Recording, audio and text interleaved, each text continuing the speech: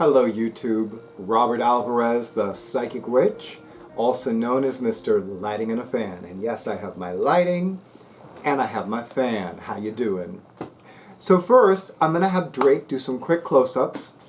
So Drake, are you ready to do some quick close-ups?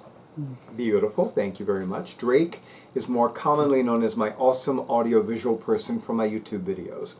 So first, now that the sun is in Pisces, I'm going to have him do a close-up of my pendant. This is a pendant that I purchased several years ago, and I happily gave it to my mother goddess, the goddess more commonly known as Isis, several years ago. She has told me that I can wear it whenever I want. However, I feel that it's most appropriate for me to wear it when the sun is in Pisces. It has a blue topaz, and it has an amethyst. And appropriately, I refer to it as the commander because it is the kind of jewelry that commands attention. So yes, this belongs to my mother goddess, who's more commonly known as Isis, but I refer to her by one of her ancient Egyptian names, Osset. Anyway, and I'll be wearing this until the sun is no longer in Pisces. Anyway, so this is the official Llewellyn's 2024 tarot calendar for March 2024 video. I'm going to have Drake do a close-up of the cover, which I think is so beautiful. I really was pleasantly surprised that they have a black background for this edition. And I'm going to have him do a quick close-up of the back. Got a little scuffed, as you can tell. And I'm going to... Oh, am I doing... I'm sorry, I'm doing this too fast. No, it's okay. Good. And we're going to do... I'm going to show you March. This is March 2024. Every time I do this, I feel like Vanna White. I really do. But no, you will not be able to buy a vowel tonight. Anyway, so we have the focus on the Knight of Pentacles from the Tarot of the Owls. By the way, you know, I didn't know why I was drawn to the Tarot of the Owls. Because I was like, you know, first of all, owls I love. I love owls. They're my favorite raptor because they're one of the few, if not the only, nocturnal raptor. Eagles are diurnal, which means they're more active during the daytime. Same thing with hawks. But owls are nocturnal raptors. Raptors are also known as birds of prey. But then I discovered that Tarot of the Owls was illustrated by Elisabeth Alba. Elisabeth Alba illustrated the Everyday Witch Tarot and the Everyday Witch Oracle. So that's why I didn't even realize it. I'm like, oh, no wonder I'm drawn to this tarot deck. So eventually I will buy this tarot deck. The symbol, the blessing, which I will read, beautiful blessing, of course, and the Knight's best practices. I'm very interested in this article. I have not read this article. I really want I want my experience of this year's tarot calendar to be as organic as possible. So we're going to start with the Knight of Pentacles from the Tarot of Owls. By the way, the Tarot of Owls was written by Pamela Chen, and the artist is indeed Elisabeth Alba. The Knight of Pentacles suggests you move forward cautiously. Very Virgo energy in this night. Don't let lack of progress diminish your dedication. The key to success in this situation is moving only when the time is right. Wait and prepare. And how appropriate that I mentioned Virgo, because according to Julian de Berg, who wrote a tarot deck called the Celtic Tarot, one of several with that title, but his was the first one that I ever saw published with that title. Knights correspond to the mutable signs. In Western astrology, mutable Earth is Virgo. And not at all coincidental, today is Saturday, February 24th, 2024, the night of the full moon in Virgo. So yes, so definitely I love that she wrote Wait and Prepare, she meaning the Barbara Moore, who writes all of the insight spreads and tips. So yes, so seeing the Knight of Pentacles definitely is about wait and prepare, especially with regards to anything. And I would even say, look at the next card. Because let's say the Knight of Pentacles is followed by a Pentacles card. It could be wait and prepare with regards to a financial investment or a financial opportunity. It could be also something professional, something physical. Maybe you want to begin a new exercise regimen. Maybe you want to begin a detox of some kind. Seeing the Knight of Pentacles would say wait and prepare. Now, of course, I am neither a financial analyst nor a medical practitioner. I'm only telling you what I would interpret those cards to be. If it's, let's say, a Swords card, it could be about signing a contract. It could be about re-examining or re-evaluating a plan or a goal or a plan or a long-term plan, like let's say a 5-year plan. The symbol, armor. And I'm going to have Drake do another quick close-up, and notice that this owl is wearing a suit of armor. You see the armor on the helmet and on the main body or the torso of the owl.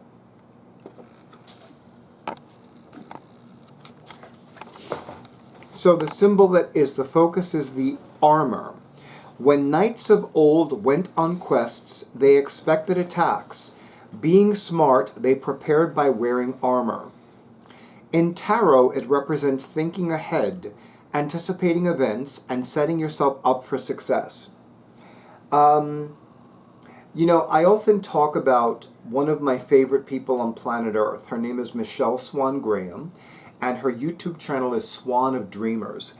Even though she's more active on Instagram, I love it when she produces videos for her YouTube channel. It makes me so happy when she does that. So I always mention her. Recently, she did a timeless reading, which is when she pulls a card and she begins the interpretation by saying, if you're seeing this now, this is for you. And what I love about that is that she pulled a card from a Radley Valentine Oracle card deck. And what I loved about the card was that on the left, it depicted the left half of the moon, and on the right side of the card was the right half of the sun. But around the round part of each celestial body, the moon and the sun, were the numbers of a clock. And the card symbolized and represented perfect timing and divine timing. And what she said about that card in that post on Instagram was plan for success. So trust that success is in store for you, number one. And given the focus on the Knight of Pentacles, professional success, financial success, and also success in a physical health goal or activity. You know, now that I'm 54 years of age, it's become more important for me to make physical activity as often as possible, or to do it as often as possible, if not at the very least every day.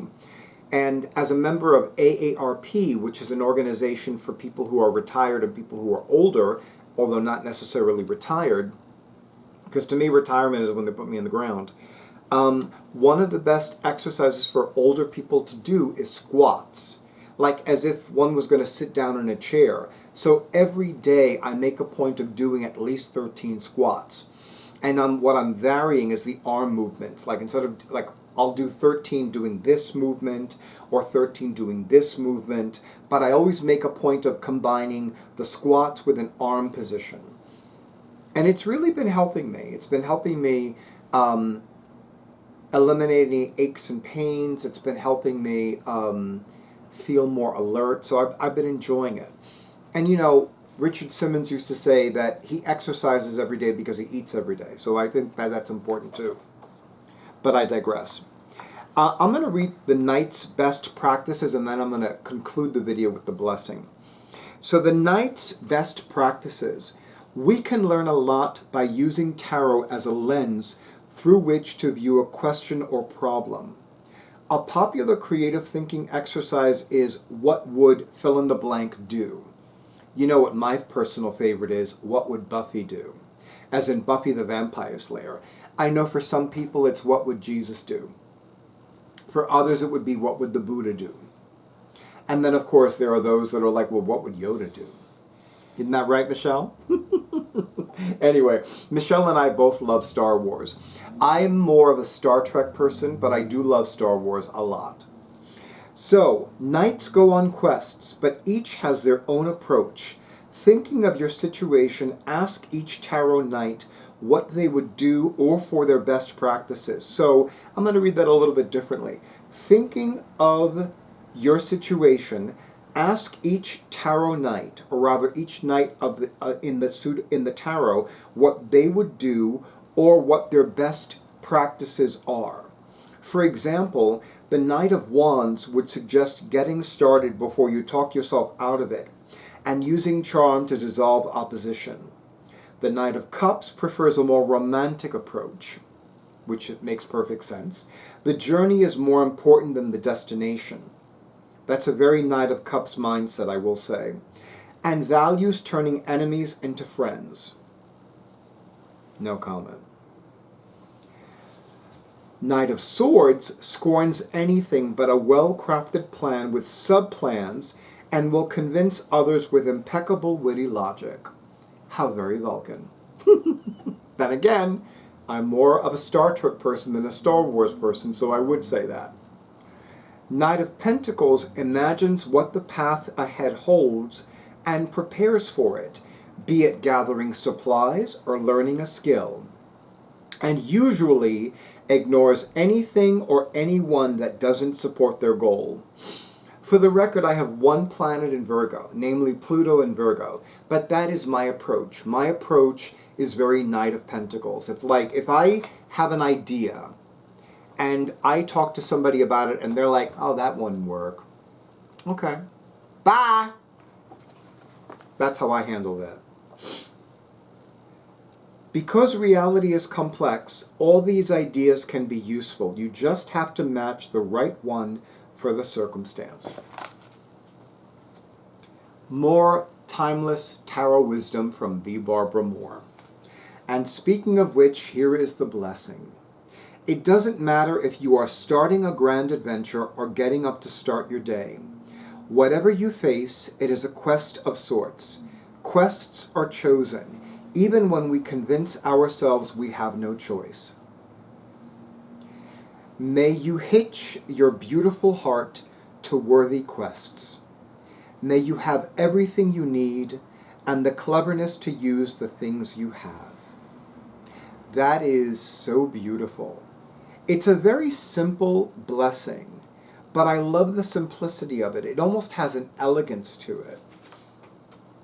So, of course, I am so very beyond thankful to Llewellyn Publications for publishing yet another Llewellyn's Tarot Calendar. And, of course, I am extra thankful to Llewellyn Publications for already beginning the process of publishing, or rather writing and then publishing, Llewellyn's 2025 Tarot Calendar. And remember, all of their annuals, their sun sign book, their daily planetary guide, their witches calendars, they're always published either in July or August. My intention is to buy the 2025 calendar prior to its publication. And I will put a link to Llewellyn's website with the link for the Llewellyn's 2025 Tarot Calendar in the description box for this video. And of course, I want to thank the Barbara Moore for writing all of these amazing insights, spreads, and tips. And of course, to all of you in YouTube land, thank you so very much for honoring who I am and what I do, and for honoring Drake, more commonly known as my awesome audiovisual person, for my YouTube videos as well. And of course, thank you so much for all the likes, all the comments, all the shares, and all the subscriptions to my YouTube channel, and an extra big and beautiful thank you to those of you who have already scheduled your sessions. I know that some of you are on the verge of scheduling your sessions. There's somebody who might have a reading with me tomorrow in honor of tonight's full moon in Virgo, but There was a lot going on today. I really could not accommodate his video reading. So I'm looking forward to conducting his video reading tomorrow. I don't know when, because he hasn't gotten back to me yet, but I will tell you that since he has not scheduled yet, I'm looking forward to taking a very powerful sleeping aid tonight and definitely waking up later. The cats will need to wait until I officially wake up, no matter what. Anyway, so thank you to all of you in YouTube land, and of course, as always, stay in tune with your intuition, stay safe, stay hydrated, stay well, and stay tuned for the next video.